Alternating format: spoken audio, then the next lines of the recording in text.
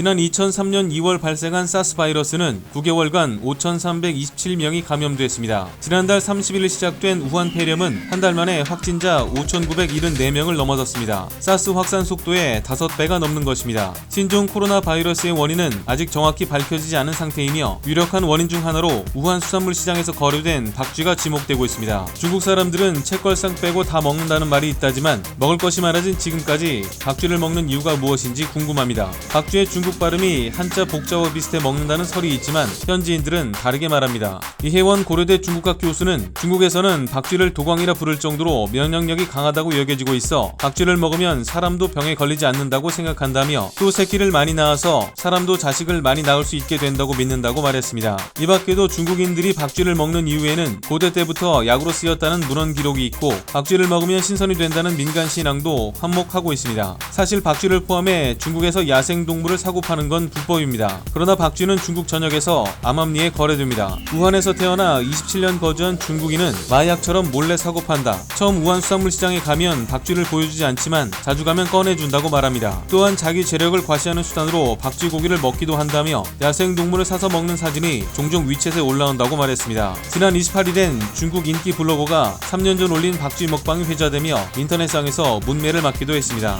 지난 27일 중국 농림부와 국가시장 감독총국, 국가임초국 등 3개 중앙부처는 공동 성명을 내고 이날부터 전국에서 야생동물 거래를 전면 금지하는 공고를 발표했습니다. 앞서 중국 과학원을 비롯한 19개 전문가 그룹은 사스와 메르스 등 최근에 나온 신종 바이러스는 야생동물과 관련이 있다며 야생동물 거래와 소비를 없애는 것이 환경보호와 공중보건을 위해 중요하다고 강조했습니다. AP통신은 중국 베이징이나 상하이 등 대도시에서는 야생동물 거래가 많이 사라졌으나 지방도시와 라오스, 베트남, 캄보디아 등 동남아 국가에서는 여전히 오소리와 전갈, 고슴도치 등 다양한 야생동물을 구매할 수 있다고 전했습니다. 미국 뉴욕의 야생동물 보호협회 측은 이번 사태를 계기로 중국뿐만 아니라 전 세계에서 야생동물 거래를 금지해야 한다고 주장했습니다.